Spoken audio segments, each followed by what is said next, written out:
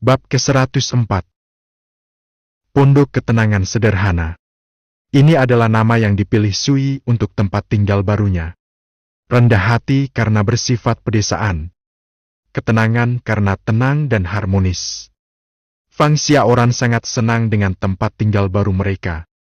Sosok rampingnya melesat dengan anggun melintasi taman seperti kupu-kupu yang gembira. Kedalaman matanya yang besar bersinar karena kegembiraan. Fang Xiaofeng juga senang. Di antara mereka yang tenggelam dalam perubahan dunia biasa, siapa yang tidak menyukai halaman yang tenang dan elegan seperti ini?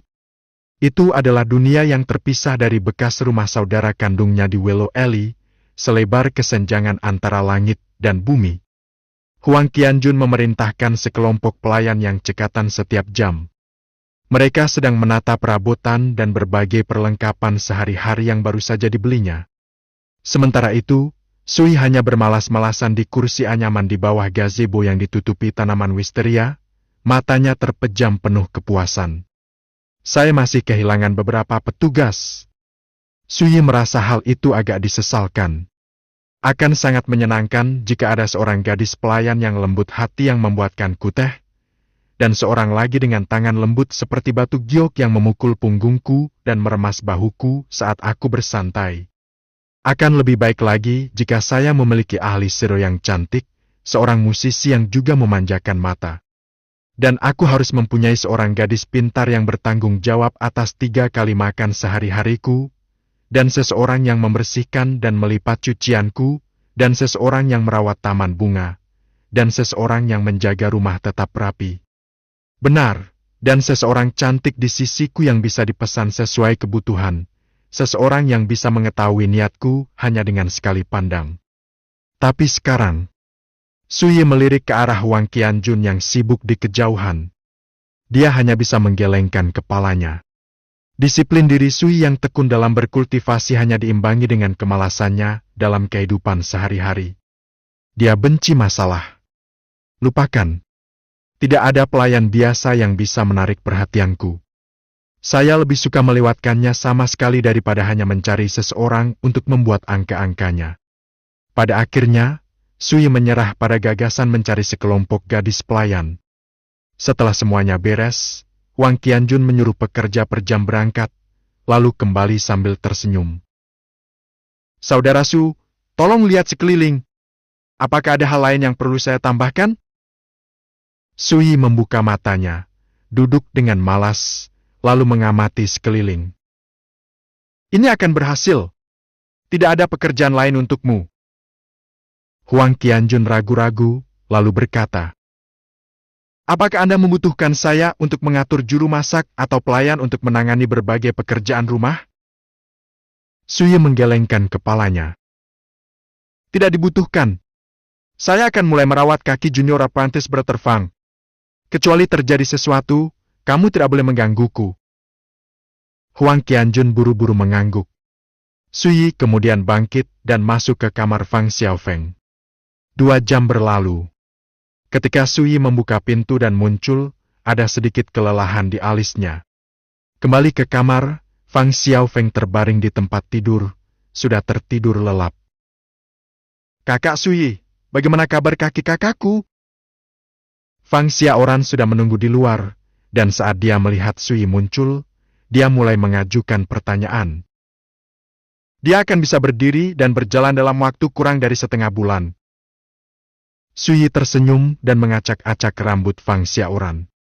Sebelumnya, dia menggunakan kultivasinya untuk memanipulasi jarum perak, melakukan akupuntur pada kaki Fang Xiaofeng dan membangkitkan kembali energi vital mereka sepenuhnya. Selama setengah bulan berikutnya, yang perlu dia lakukan hanyalah meminta Fang Xiaofeng meminum obat spiritual. Xiaoran, ikut aku ke kamarku. Saya akan mengajari Anda cara berkultivasi.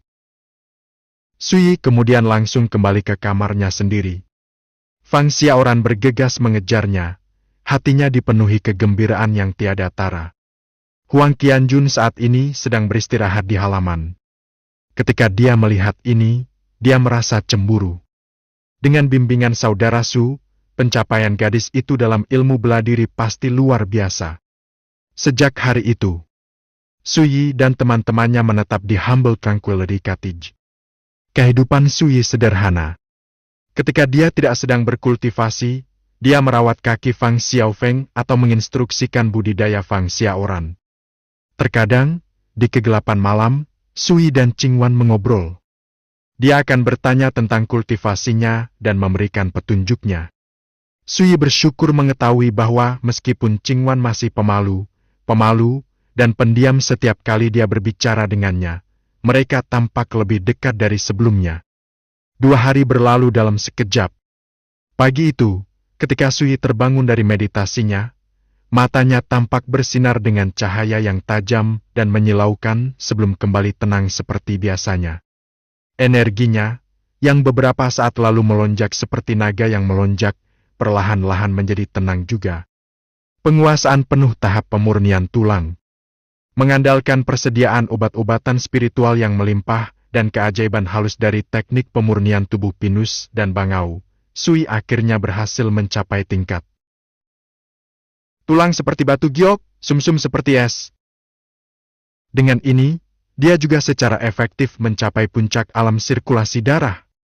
Jika Anda membelah dagingnya, Anda akan menemukan bahwa tulang-tulang di bawahnya berkilau seperti batu giok, murni dan jernih seperti kristal, namun sekuat besi dalam yang ditempa sepenuhnya. Di ibu kota prefektur Cloud River, hal itu menjadikan Anda pejuang kelas 1. Tapi ada kemampuan yang sangat beragam bahkan di antara seniman bela diri dari alam yang sama. Alam sirkulasi darah adalah tentang melunakkan daging, kulit, otot, urat, dan tulang. Alam akumulasi Qi berbeda. Itu melibatkan pembersihan titik akupuntur dan meridian serta mengendalikan energi astral. Itu sangat halus dan mendalam. Sulit untuk berkultivasi sampai. Titik akupuntur jelas dan tidak terhalang, meridian terbuka dan terhubung sepenuhnya, dan tubuh terhubung dengan langit dan bumi, luar dan dalam, bertepatan dengan 10.000 aspeknya masing-masing. Jika Anda tidak dapat mengambil langkah ini, tidak perlu membahas manifestasi astral. Sepengetahuan Suyi, di dalam Zhou Agung, hanya 10 akademi besar, klan tingkat puncak, dan pasukan di bawah Panji Raja dan Maki yang memiliki metode lengkap untuk mengembangkan alam akumulasi Qi. Selain itu, semua metode ini berbeda. Anda tidak bisa menyatukan semuanya. Sebuah faksi dari kekuatan Blue River Sword Manor memang memiliki metode budidaya alam akumulasi Qi, tapi itu bukan metode tingkat atas. Oleh karena itu, setelah mencapai puncak alam sirkulasi darah, murid-murid dengan ambisi tinggi seringkali mencari jalan lain.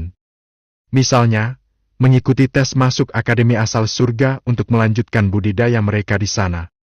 Alternatifnya, mereka akan bergabung dengan pasukan raja atau maki dan mengumpulkan prestasi militer untuk memenangkan akses ke metode budidaya alam akumulasi Qi tingkat puncak.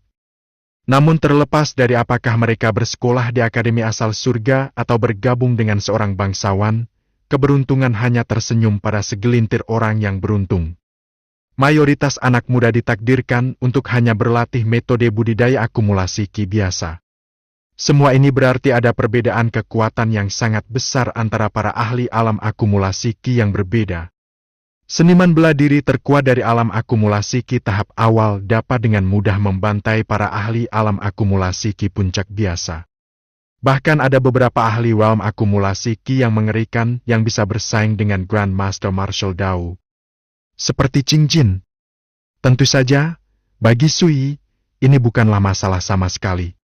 Dia mengembangkan teknik pemurnian tubuh pinus dan bangau, sebuah teknik dasar yang berspesialisasi dalam 4 alam Dao bela diri. Itu tidak ada bandingannya di Zhou Agung. Ketika Shao Tiangke menyaksikan Suyi berlatih di sepanjang tepi sungai Ajo besar, dia tercengang. Dia bahkan curiga ini adalah seni legenda yang abadi. Tubuh manusia memiliki 720 titik akupuntur. Di antaranya, 108 adalah lubang spiritual. 108 lubang spiritual juga disebut kunci menuju pengembangan. Dalam kehidupan saya yang lalu, meskipun saya memperhalus dan membuka semua celah spiritual saya, hanya 72 di antaranya yang memunculkan spiritualitas sejati. Setelah mencapai alam kekaisaran, saya mengeluarkan harta surga dan bumi yang tak terhitung jumlahnya untuk menutupi kekurangan ini. Saya berhasil, tapi nyaris saja. Namun, masalah ini telah mempengaruhi dasar-dasar kultivasi saya. Kali ini, tentu saja aku tidak bisa membiarkan kesalahan seperti itu terjadi lagi, gumam Sui pada dirinya sendiri. Ketika ke-108 lubang spiritual memunculkan spiritualitas, hal ini dikenal sebagai kebangkitan spiritual penuh dari titik akupuntur. Setelah mencapai tingkat itu, setiap celah spiritual bagaikan miniatur alam tersembunyi, yang memunculkan fenomena ajaib. Lubang spiritual seperti itu terhubung ke langit dan bumi, dan memantulkan cahaya Grand Dao. Namun tingkat pencapaian Dao bela diri seperti ini jarang terjadi dan hampir belum pernah terjadi sebelumnya bahkan di 9 provinsi alam liar. 10.000 orang jenius mungkin mencoba tanpa satupun hasil. Di kehidupan masa lalunya, dari 9 murid pewaris Sui, hanya yang termuda, Qingtang, yang telah mencapai kebangkitan spiritual penuh dari titik akupuntur di bawah bimbingannya. 108 lubang spiritualnya terbangun, seperti bintang di dalam tubuh, sehingga menimbulkan gelombang pasang awan bintang, sebuah fenomena misterius. Pada saat itu, Qingtang baru berusia 7 tahun, dan dia baru berada di bawah pengawasannya selama 3 bulan. Namun dia telah menunjukkan bakat unik dan tiada taranya. Huang Qianjun saat ini sedang duduk di meja batu halaman, menyiapkan mangkuk dan sumpit. Sarapan panas mengepul sudah tersaji di atas meja. Setiap pagi, dia meminta awan wangi di kota itu mengantarkan beragam makanan. Sarapan, tentu saja, adalah salah satu masalah yang tidak menjadi masalah selama Anda punya uang. Pagi itu juga, Yuan Luosi dan Cheng Wuyong menunggangi kuda cepat dan melanjutkan ke Willow Alley. Yuan Luosi jelas telah berdandan untuk acara ini. Sinar matahari yang lembut menyinari sosoknya yang gagah berani, memberinya sentuhan tambahan kecantikan yang bersinar. Tentu saja, di tempat kumuh seperti Willow Alley, di mana jalanan dipenuhi kotoran dan orang-orang miskin berkumpul, dia benar-benar tidak pada tempatnya. Bab ke-105. Wanita kecil yang cantik. Sekelompok anggota geng makan hitam muncul dari kedalaman Willow Alley dan berjalan mendekat. Ketika mereka melihat Yuan Luosi menunggangi kuda abu-abunya yang gesit dan berbintik-bintik, mereka semua tercengang dan mereka tampak terpesona. Semuanya, kecuali pemimpinnya, seorang pria paruh baya berbaju biru. Ekspresinya berubah secara dramatis, dan dia membentak. "Apakah kamu mencoba untuk membunuh dirimu sendiri? Ayo cepat pergi!" Dengan itu, dia segera membawa bawahannya pergi. Sekilas dia tahu bahwa asal-usul Yuan Luosi dan Cheng Wuyong tidaklah sederhana. Geng tingkat rendah yang bercampur dengan lapisan masyarakat terbawah tidak mampu menyinggung perasaan orang seperti itu. Mereka mungkin sampah, tapi setidaknya mereka memiliki penglihatan yang baik, kata Cheng Wuyong datar. Mereka harus merayakan bahwa mereka tidak mengatakan sesuatu yang tidak pantas. Kalau tidak, dia tidak akan keberatan memusnahkan semuanya saat itu juga. "Paman Yang, mengapa Tuan Su tinggal di tempat kotor seperti ini?" tanya Yuan Luosi. Dia terdengar agak bingung. "Ini bukan tempat tinggal Tuan Su, tapi tempat tinggal temannya. Ayo masuk dan lihat." Saat Cheng Wuyong mengatakan ini, dia sudah mendorong kudanya lebih jauh ke Willow Alley. Yuan Luosi menyusul tak lama kemudian. Hari itu, setelah kembali ke rumah, dia terus berpikir bahwa dia harus mencari kesempatan untuk mengunjungi Sui. Langkah pertamanya adalah memastikan alamatnya. Begitu dia tahu di mana dia tinggal, dia bisa mengunjunginya secara teratur. Jadi, pagi ini, dia menelpon Cheng Wuyong dan menyelinap keluar dari rumah keluarga mereka. Di sebuah rumah besar yang dilengkapi dengan jembatan, taman batu, dan gazebo, pemimpin geng makan hitam, Lu Chuan, berdiri dengan penuh perhatian dan penuh perhatian. Tidak ada jejak kemarahan atau gertakan dalam sikapnya, dan ekspresinya sangat penuh hormat. "Tetua yang terhormat, Jika bukan karena geng makan hitam, kita menderita kerugian yang sangat besar. Saya tidak akan berani datang ke sini untuk meminta bantuan Anda, kata Lu Chuan dengan berbisik pahit. Pria di sampingnya adalah seorang tetua dengan aura abadi dan kepala penuh uban. Dia sibuk memangkas semak yang subur dan berbunga, dengan santai dan nyaman. Wu Tianhao. Dia adalah sosok terkenal dan sudah lama berdiri di dunia bawah tanah ibu kota prefektur Cloud River. Dia bercampur dengan semua geng besar di distrik barat Dakota. Mereka semua melihatnya sebagai penguasa tertinggi, dan mereka semua memandangnya sebagai petunjuk. Otoritasnya begitu luas sehingga klan dan faksi biasa tidak berani menyinggung perasaannya dengan enteng. Setelah sekian lama, Wu Tianhao akhirnya merespons. Saya mendengar tentang apa yang terjadi malam itu, katanya santai. Sudahkah kamu menentukan siapa pelakunya? Lu Chuan berkata dengan tergesa-gesa. Menurut laporan bawahanku dari Willow Alley, mereka mengatakan itu adalah orang asing. Seorang pemuda yang mereka curigai adalah teman mantan murid pedang Blue River Fang Xiaofeng.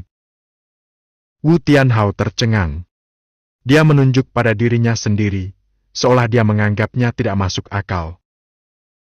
Kau ingin aku mengurus bayi kecil?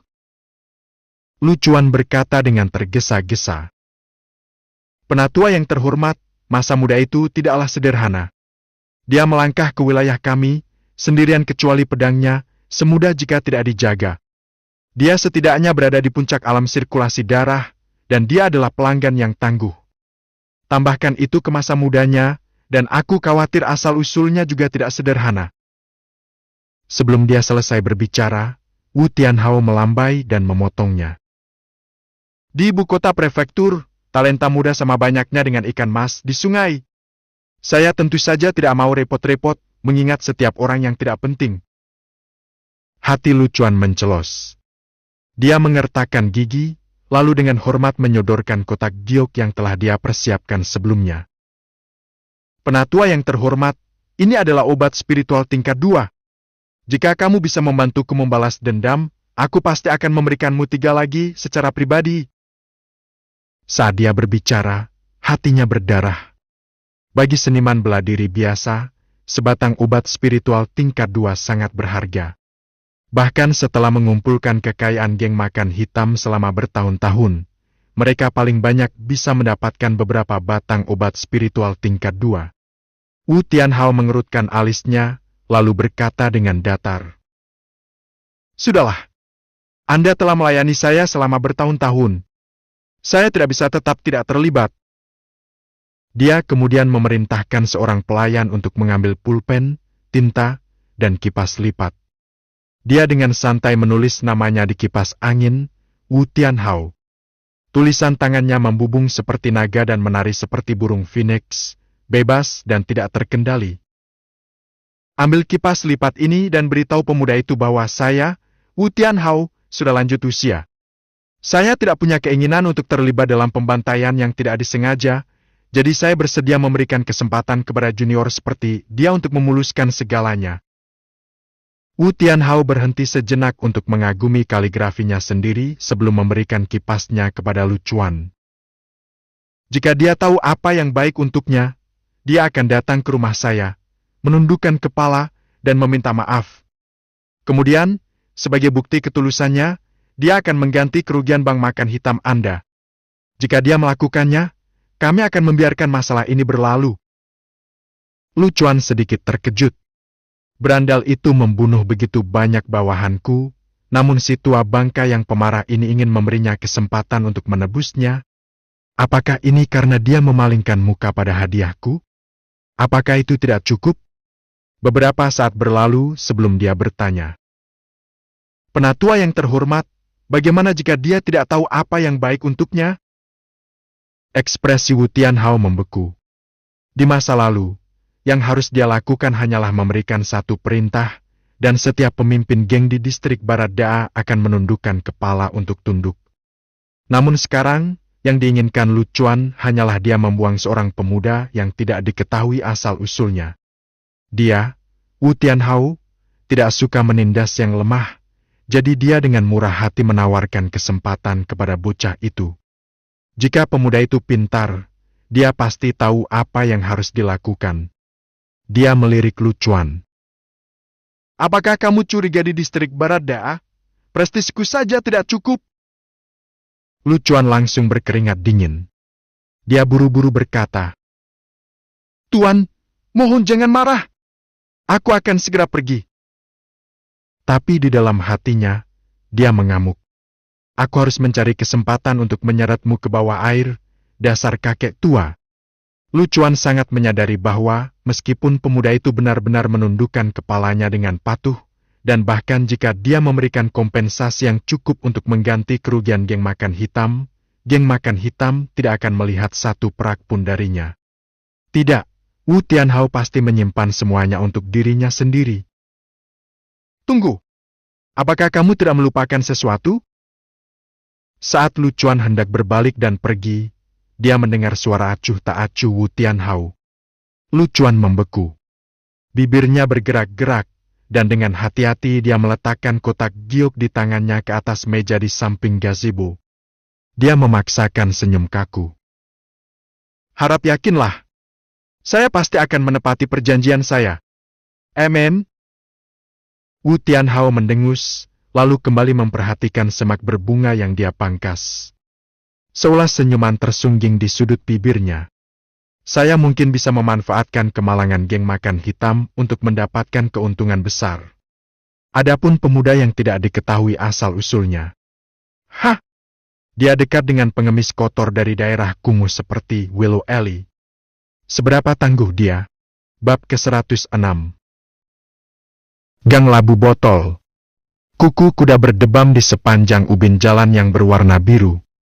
Yuan Luosi dan Cheng Wuyong langsung menuju ke Humble Tranquility Cottage. Mereka telah mendengar tentang seseorang yang baru pindah ke daerah itu 2 hari yang lalu. Jadi ketika mereka mengetahui lokasi baru Sui, mereka langsung menebak bahwa itu adalah dia. Sesampainya di gerbang, mereka turun. Hati Yuan Luosi dipenuhi dengan antisipasi, tapi dia juga gugup. Dia hanya bisa menarik napas dalam-dalam dan berhenti sejenak untuk menyelipkan rambutnya ke belakang telinga dan merapikan pakaiannya. Hanya setelah tidak ada lagi yang perlu diributkan, dia melangkah dan mengetuk pintu. Tak lama kemudian, pintu terbuka dan wajah muda muncul. Kak, kamu ingin menemui siapa? Xiaoran, mereka bilang mereka adalah teman kakak Su, jadi aku membawa mereka ke sini. Kata Fei buru-buru. Fang Xiaoran langsung tercerahkan. Oh, jadi mereka adalah teman kakak Su. Masuklah! Dengan cekatan dia membuka pintu, lalu tersenyum manis. Para tamu yang terhormat, jika Anda berkenan. Meskipun usianya baru 13 atau 14 tahun, Yuan Luosi tidak bisa menahan diri untuk tidak menatap. Wajah yang cantik sekali. Matanya besar sekali. Itu seperti kolam yang murni dan jernih. Mereka sangat cantik. Dia tiba-tiba teringat kalimat yang dia baca di buku. Bulu mata digambar dengan tinta gelap, lapisan tipis pemerah pipi, blus biru dan rok aprikot. Seorang gadis bersandar di pagar dan diam-diam mengoleskan lipstiknya. Gadis di depannya mengenakan pakaian yang sama seperti yang digambarkan dalam puisi itu. Blus biru dan rok kuning aprikot yang pas. Kombinasi tersebut mengimbangi pesona dan kecantikannya. Kak, apa yang kamu lihat dariku? Tanya Fang Xiaoran dengan bingung. Itu karena kamu cantik. Yuan Luosi terkikik. Dia berjalan, mengambil lingkaran giok biru dari pergelangan tangannya, dan meletakkannya di tangan Fang Xiaoran. Kamu memanggilku Kak, jadi aku tidak bisa berdiam diri dan tidak melakukan apapun. Anggap saja gelang ini sebagai hadiah ucapan selamat. Fang Xiaoran tertegun, dan dia buru-buru mencoba menolak, tetapi Yuan Luosi tersenyum dan bersikeras. Itu hanya pernak-pernik. Tidak ada yang berharga, jadi ambillah. Kemudian, sebelum Fang Xiaoran bisa menjawab, dia berbalik dan berjalan ke halaman. Gelang ini cantik sekali, kata Fang Xiaoran. Bagaimana itu bisa menjadi pernak-pernik yang tidak berharga? Dia pasti memberikannya kepadaku karena kakak Su. Cheng Wuyong tertawa saat melihat ini, tapi dia tidak berkata apa-apa. Lingkaran batu giok itu bernilai 10.000 tel emas, tapi jika nona muda itu bahagia, apa bedanya? Yuan Luosi dan Cheng Wuyong menemukan Suyi di bawah gazebo. Dia bersandar di kursi anyaman, dan dia mengenakan jubah putih longgar. Rambut panjangnya yang biasa ia kenakan, dibiarkan begitu saja. Dia tampak santai, bahkan malas. Meja di sampingnya berisi teh bening, melon, dan berbagai minuman ringan. Selama waktu ini setiap hari, Saudara Su mengistirahatkan matanya dan bermeditasi di bawah gazebo. Dia bilang dia sedang mengembangkan jiwanya. Huang Qianjun segera muncul dan membisikkan peringatan. Dia biasanya melakukannya selama 2 jam. Dia akan bangun sendiri jika kamu menunggu 1 jam. Yuan Luosi dan Cheng Wuyong saling pandang, dan dengan hati-hati terdiam. Namun, Suyi tetap membuka matanya, dan alisnya terangkat. Nona Yuan, godanya. Kali ini kamu tidak menyelinap keluar, kan? Wajah cantik Yuan Luosi memerah, dan dia berkata dengan malu-malu. Matamu seterang obor. Aku bahkan tidak bisa menyembunyikannya darimu. Suyi bahkan tidak tahu harus berkata apa. Sebenarnya aku benar. Tuan Su, ini adalah besi dingin skala biru yang digali dari tambang keluarga Yuan. Ini bukan material spiritual biasa dan sangat cocok untuk menempa pedang. Cheng Wuyong berjalan dan tersenyum, lalu menawarkan sebuah kotak giok. Selama berada di kapal menara, Sui pernah bertanya tentang ibu kota prefektur Cloud River, termasuk di mana dia bisa membeli materi spiritual berkualitas tinggi. Cheng Wuyong mengingat hal ini dengan kuat. Itulah sebabnya ketika mereka datang berkunjung, dia membawa 5 kilo blue scale cold iron sebagai hadiah. Bukankah itu bahan utama yang digunakan untuk menempa kapak belati skala biru? Huang Qianjun mau tidak mau bertanya. Kapak belati skala biru. Itu adalah jenis senjata spiritual yang sangat mematikan, dan sangat terkenal di antara pasukan Jauh Agung. Bahkan tentara skala merah yang ditempatkan di provinsi imperatorial hanya memiliki 10 kapak belati. Ini karena bahan yang digunakan untuk menempa senjata spiritual ini, blue scale cold iron, terlalu langka. Cheng Wuyong tersenyum. Tuan Muda Wang, mata Anda bagus. Kami tidak tahu berapa banyak yang Guru Su butuhkan, jadi kami hanya membawa 5 kilo. 5 kilo! Lidah Huang Qianjun keluh, terlalu terguncang untuk berbicara. Dia sudah meramalkan bahwa, sebagai salah satu dari 4 faksi tingkat puncak ibu kota prefektur Cloud River, keluarga Yuan pasti akan mendapatkan banyak uang. Tapi dia tidak menyangka kalau mereka sekaya ini. Kamu sangat perhatian. Suye sempat tertegun. Lalu, dia mengangguk. Cheng Wuyong ini mungkin terlihat kasar, tapi terkadang dia cukup tajam. Jelas sekali bahwa dia merencanakan hadiah ini sebelumnya dan dia banyak memikirkannya. Tuan Su, kami datang ke sini tanpa diundang, pertama untuk memastikan alamat baru Anda, dan kedua untuk menanyakan apakah Anda ada waktu luang pada hari ketiga bulan lunar berikutnya. Tanya Yuan Luosi. Apakah terjadi sesuatu hari itu? Ini ulang tahun ayahku yang ke-40. Bisik Yuan Luosi. Saya ingin mengundang Anda untuk bergabung dalam perayaan ini. Suyi tiba-tiba teringat bahwa Yuan Luosi telah melakukan perjalanan ke Master Ghost Ridge untuk memetik rumput 6 yen sebagai hadiah ulang tahun untuk ayahnya. Tuan Su, Anda mungkin tidak menyadarinya, tetapi ulang tahun kepala keluarga kami akan dihadiri oleh banyak tokoh utama Dao bela diri. Mereka datang dari seluruh penjuru kekaisaran, dan mereka akan mengadakan konklav bela diri Dao skala kecil. Tujuan mereka adalah, pertama, untuk berbagi dan mendiskusikan pengalaman mereka, dan kedua, untuk bertukar harta langka dan berharga. Cheng Wuyong menjelaskan dengan suara rendah. Nona muda dan saya pikir Anda mungkin dapat menemukan sesuatu yang menarik minat Anda di sana, itulah sebabnya kami memutuskan untuk mengundang Anda. Konklav Marshal Dao. Sui merenung, lalu berkata, "Jika aku punya waktu luang, aku tidak keberatan datang untuk memeriksanya." Yuan Luosi langsung tersenyum. "Bagaimana dengan saya? Bisakah saya memperluas wawasan saya juga?" Huang Qianjun mau tidak mau bertanya. Kepala keluarga Yuan, ulang tahun ke-40 Yuan Wutong. Tontonan megah macam apa yang akan terjadi? Memikirkannya saja sudah cukup untuk memenuhi kerinduan seseorang. Tentu saja, kita akan kehilangan sesuatu tanpa kehadiran Tuan Muda Huang yang agung. Cheng Wuyong tertawa. Tapi saat itulah, mereka mendengar dengusan dingin dari luar halaman, dan sesaat kemudian, seseorang melompati dinding, langsung ke bidang pandang mereka. Pendatang baru ini sangat tinggi dan berotot. Dia mengenakan jubah prajurit, dan dia memiliki aura gagah berani. "Kakak kedua!" Yuan Luosi tercengang, dan dia secara naluriah memanggilnya. Yuan Luoyu. Kepala keluarga Yuan, putra kedua Yuan Wutong. Dia dilahirkan dengan kekuatan ilahi bawaan, dan bakatnya sangat mengerikan.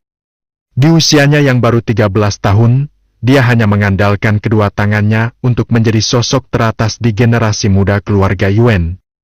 Setelah memasuki tentara skala merah untuk pelatihan lebih lanjut, Cloud Light Marquis, Shen Jiusong, memujinya sebagai pemberani skala merah, bakat yang setara dengan raja dan markis. Wajah Cheng Wuyong menjadi kaku. Dia menyadari bahwa tuan muda kedua ini kemungkinan besar mengikuti mereka sampai ke sini. Sui juga mengenalinya, tetapi ketika dia melihatnya memanjat tembok, dia tidak bisa menahan alisnya. Dia sungguh tidak sopan. Ekspresi Yuan Luoyu suram, jelas sekali dia sedang marah. "Adik, kamu menyelinap keluar pagi-pagi sekali untuk mengunjungi pria Sui ini?" Tapi Yuan Luosi sama sekali tidak takut padanya.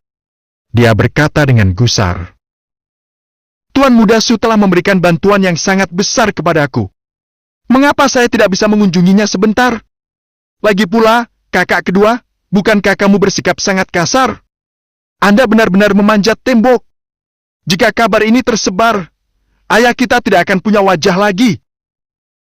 Ekspresi Yuan Luoyu membeku, dan dia membalas, "Jika ayah mengetahui bahwa putri kesayangannya mengambil 5 kilo green scale core iron dan dengan bodohnya memberikannya kepada orang luar, apa yang akan dia pikirkan?" Cheng Wuyong hendak menjelaskan ketika Yuan Luoyu berteriak, "Elder Cheng, kamu jelas sangat menyadari bahwa Lil Zai masih muda dan dia tidak memahami kejahatan hati manusia. Namun kamu tidak hanya tidak berhenti. Kamu bahkan mendorong omong kosongnya. Tidakkah Anda merasa telah lalai dalam menjalankan tugas Anda?" Cheng Wuyong tersenyum pahit. Jelas sekali tuan muda kedua telah salah paham. Tapi sebelum dia bisa menjelaskan, Yuan Luoyu mengalihkan pandangan tajam dan dinginnya ke Sui. Dia melotot, tidak ramah sedikit pun, dan berkata dengan dingin, "Sui, ketika kita bertemu di dermaga hari itu, aku berkata bahwa jika kamu menemui kesulitan di ibu kota prefektur, kamu boleh meminjam nama keluarga Yuan.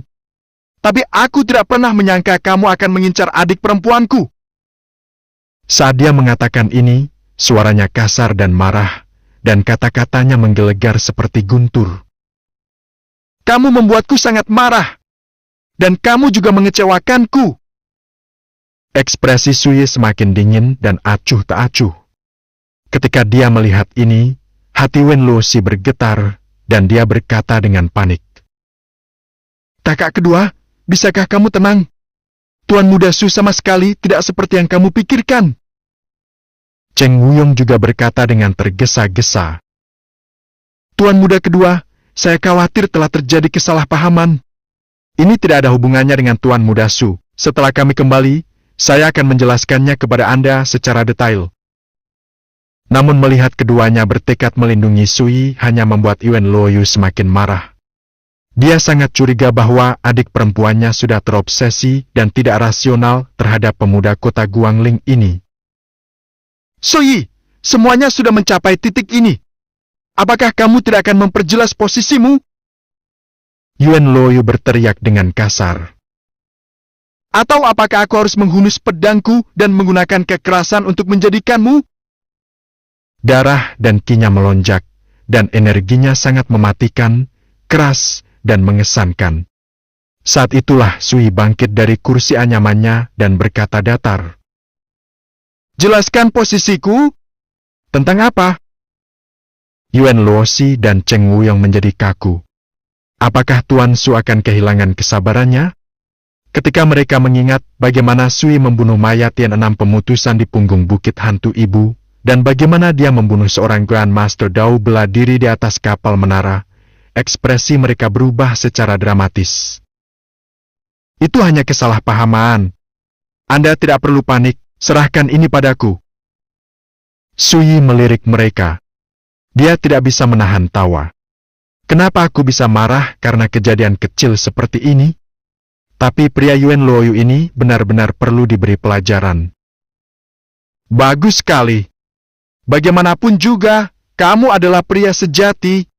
Anda memahami bahwa Anda harus menyelesaikan masalah Anda sendiri. Yuan Luoyu berkata dengan dingin. Saya juga tidak akan menggunakan prestis keluarga Yuan untuk menindas Anda. Selama kamu bersumpah untuk menjauhi adik perempuanku, aku bisa berpura-pura semua ini tidak pernah terjadi, dan aku juga tidak akan melanjutkan masalah ini lebih jauh. Huang Qianjun hanya bisa menghela nafas pada dirinya sendiri. Kamu mati-matian melindungi adikmu. Itu jarang terjadi dan mengagumkan, tetapi Anda harus memperhatikan dengan baik siapa yang Anda ajak bicara. Adik perempuanmu sudah memperingatkanmu berkali-kali. Kenapa kamu masih belum menyadarinya? Kamu salah paham, kata Sui datar. Bukan itu masalah yang ingin saya selesaikan. Ekspresi Yuan Luoyu menjadi gelap. Lalu apa? Sui menunjuk ke gerbang utama. Ini adalah halaman berpagar di Humble Tranquility Cottage milikku, namun kamu muncul tanpa mengetuk dan memanjat tembokku tanpa mempedulikan hukum atau adat istiadat. Anda bertingkah seperti pencuri. Apa kamu pikir aku akan membiarkannya begitu saja? Yuan Luoyu tampak terperangah. Ketika dia menyadari apa maksud Sui, ekspresinya langsung berubah menjadi tidak sedap dipandang.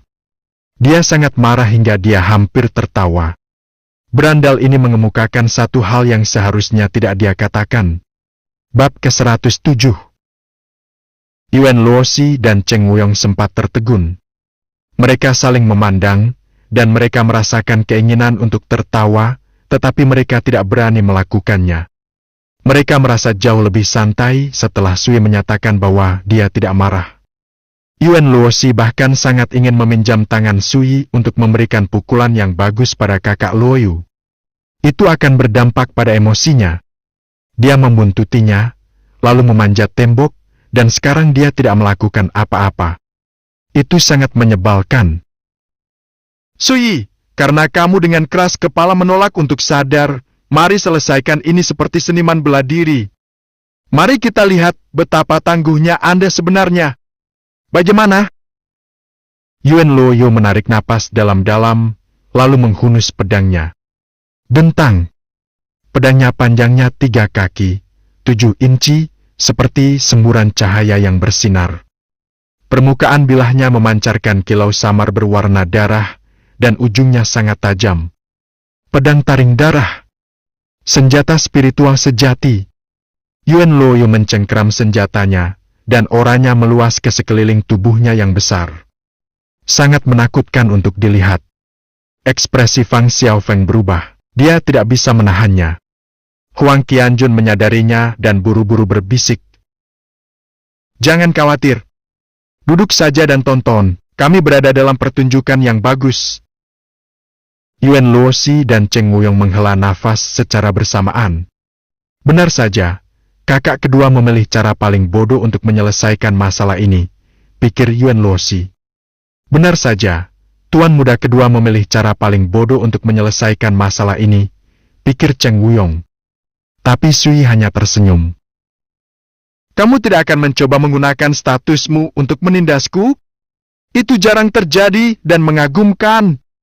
Baiklah, aku tidak keberatan bermain denganmu sebentar. Seandainya kata-kata ini keluar dari mulut salah satu senior Yuan Luoyu, dia tidak akan menganggapnya tidak pantas sedikit pun, tetapi mendengarnya dari seseorang seusianya membuat Yuan Luoyu sangat tidak senang. Dia menahan amarahnya, lalu berkata, "Senjata tidak memiliki mata. Jika kita bertarung dengan sungguh-sungguh, saya menyarankan Anda untuk dengan patuh mengakui kekalahan dan menyelamatkan diri Anda dari rasa sakit." Sui mencengkeram tongkat bambunya, lalu menunjuk ke kakinya dan berkata dengan ringan, "Jika kamu bisa membuatku mundur 1 inci pun, aku akan menganggap itu kekalahanku." Ekspresi Yuan Luosi dan yang lainnya aneh, tetapi mereka tidak melihat ada yang tidak pantas dalam pernyataan ini. Bagaimanapun, mereka semua telah menyaksikan keagungan dao bela diri Sui. Tapi rambut Yuan Luoyu kusut. Dia tidak bisa menahan diri untuk tidak berteriak.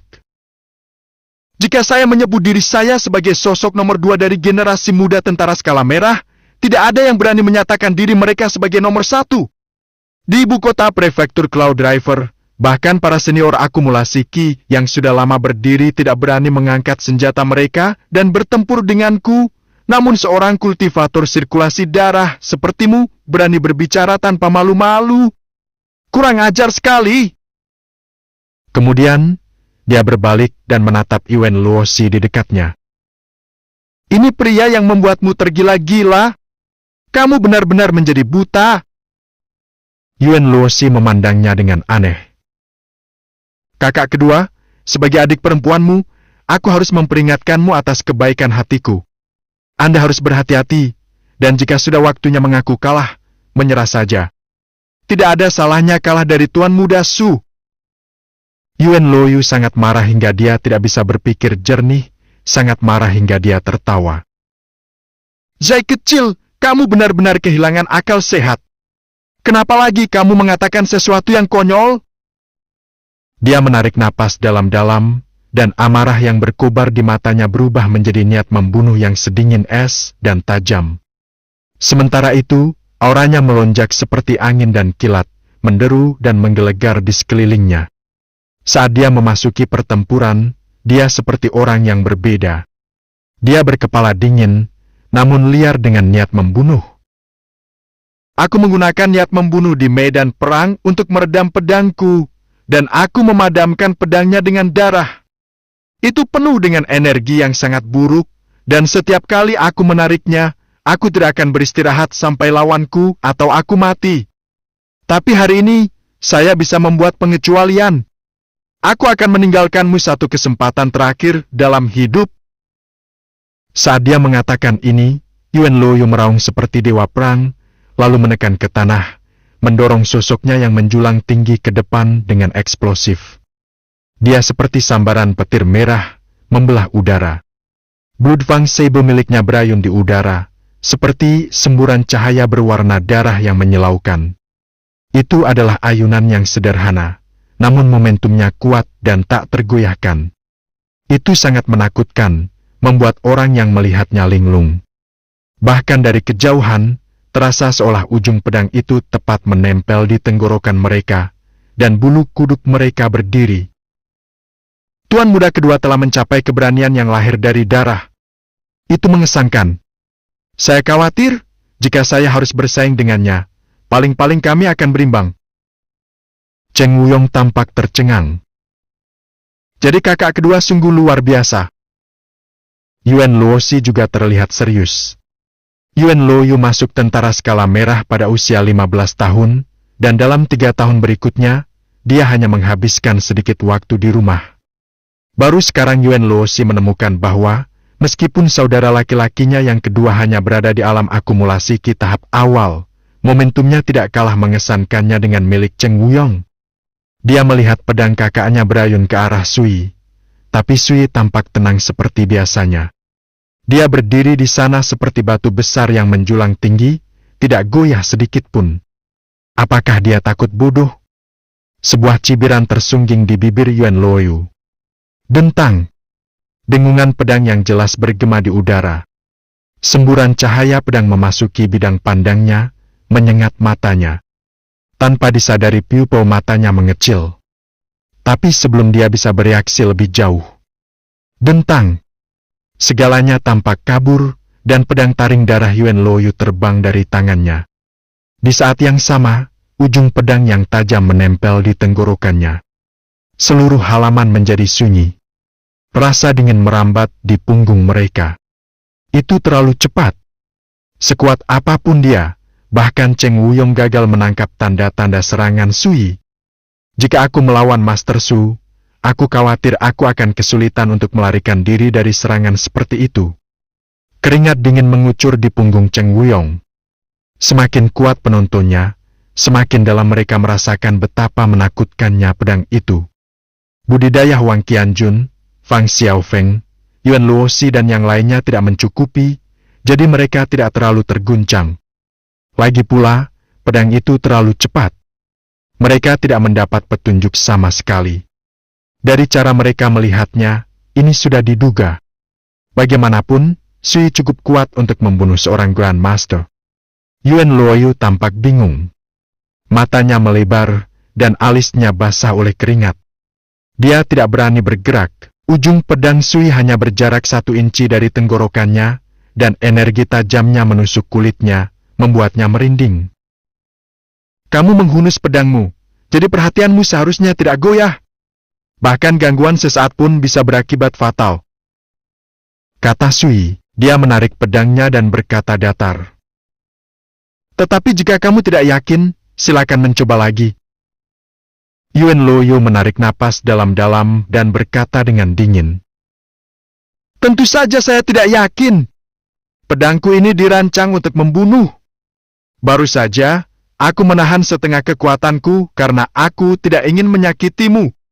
Itulah yang memberi Anda peluang untuk mengeksploitasinya. Bahkan dia tahu ini hanyalah penipuan diri sendiri.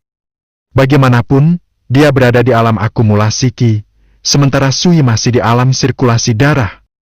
Yuan Luoyu mengangkat pedang taring darahnya, menenangkan hatinya, dan membuang pikirannya yang tersebar. Ekspresinya dipenuhi dengan keseriusan dan kesungguhan yang belum pernah terjadi sebelumnya.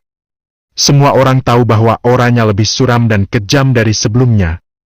CH.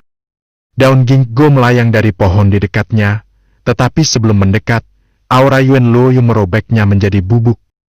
Saat itulah dia menyerang dengan sekuat tenaga. Suara mendesing. Pedangnya bersenandung dengan kilatan cahaya yang menyilaukan, membara, dan berwarna darah. Dia menyerang lurus ke depan, tanpa rasa takut, seolah-olah tidak ada apapun yang menghalangi jalannya. Serangan ini menunjukkan tanda-tanda kemahiran. Itu sangat mempesona. Sesaat kemudian, para penonton mendengar dentang logam lagi yang bertabrakan dengan logam. Bloodfang Saber terbang lagi. Dan seperti sebelumnya, Yuan Luoyu menemukan ujung pedang menempel di tenggorokannya. Semua orang tercengang. Dia bahkan tidak bisa memblokir satu serangan pun. Adapun Yuan Luoyu, seluruh tubuhnya yang besar bergetar. Kebingungan dan keheranan tertulis di seluruh wajahnya. Bagaimana ini mungkin? Dia telah sepenuhnya melepaskan kekuatan budidaya alam akumulasi Qi miliknya. Dia yakin bahwa serangan yang baru saja dia keluarkan sudah cukup untuk membantai makhluk roh tingkat 6, Yao setara dengan ahli akumulasi Qi tahap akhir. Namun sekarang, Sui, yang baru saja berada di puncak alam sirkulasi darah, mengalahkannya dengan satu serangan.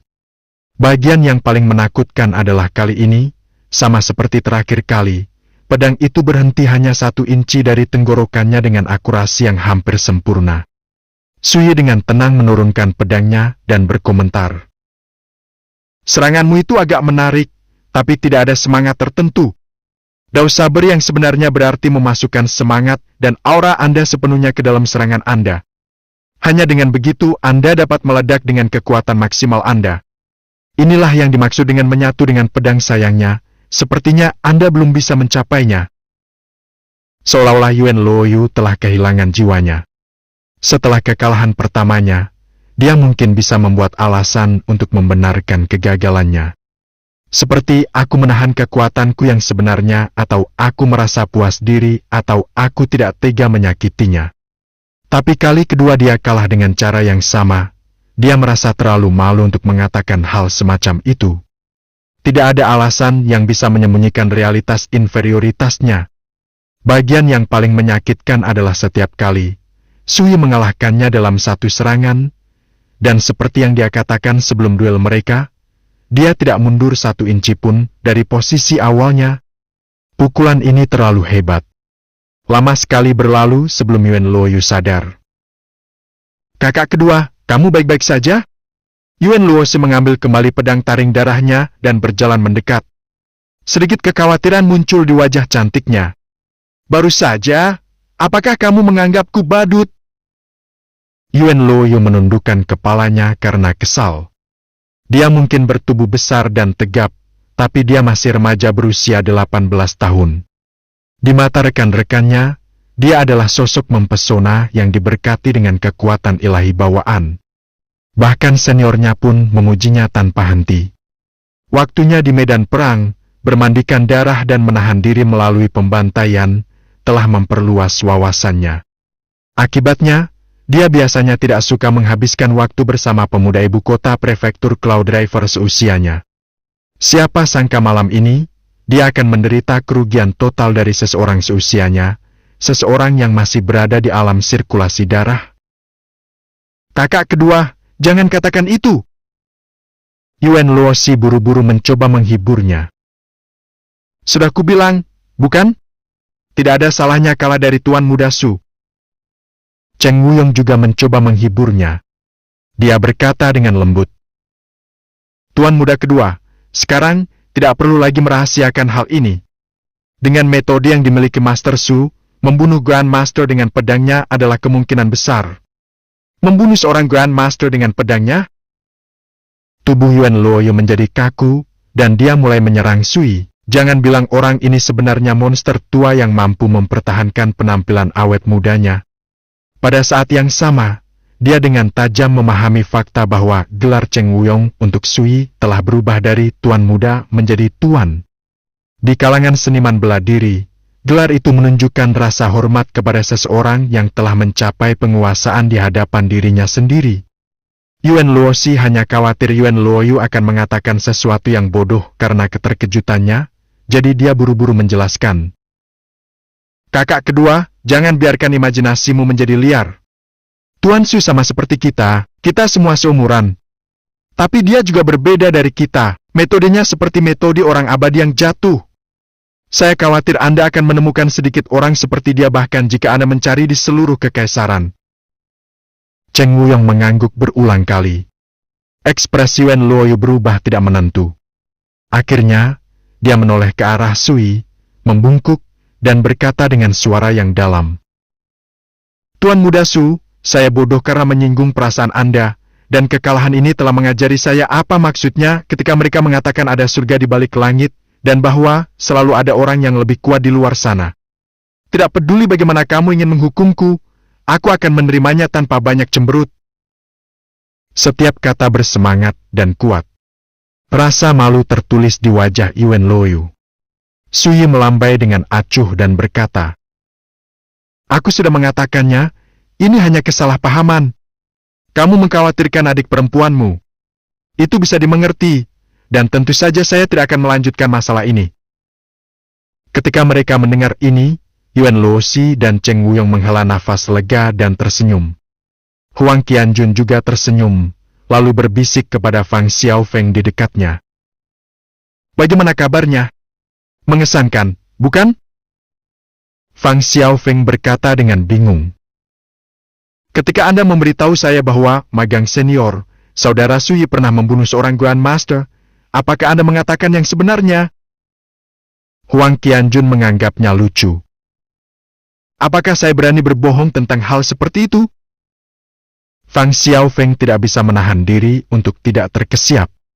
Dia ingat dengan jelas malam pertama kali dia bertemu Huang Qianjun.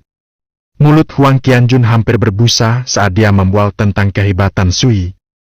Pada saat itu, Fang Xiaofeng tidak mempercayai satu kata pun. Dia hanya mengira Huang Qianjun sedang berusaha menghiburnya. Siapa sangka semua itu benar. Tapi kemudian, teriakan marah terdengar dari luar halaman. Di mana Fang Xiaofeng? Bab ke-108.